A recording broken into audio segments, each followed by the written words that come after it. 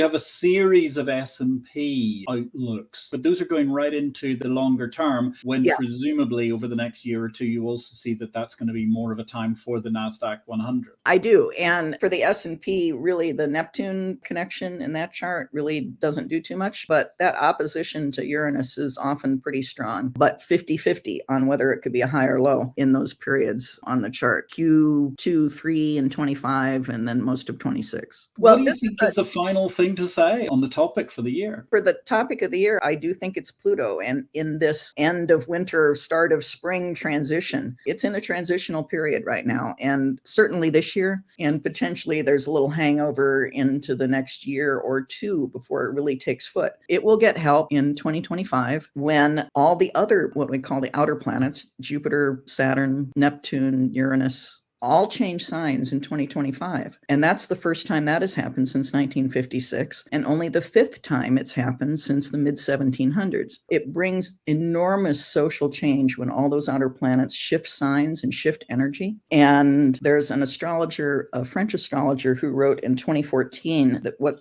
is coming up in 2026 is the most benefic configuration. I'm quoting him, Bart Bolton, quote, the most benefic configuration of the century, and its interplanetary partnership will work for the best in a splendid relaunch of civilization. Human beings surpassing themselves while experiencing life on a higher level, and a new great phase of technological growth, altruistic in nature, between 2026 and 2028. The message for 2024 is that we have to embrace the change that Pluto is getting ready to make, because it ties into this larger 200-year period of recognizing that ideas and intelligence and community are important and will be valued.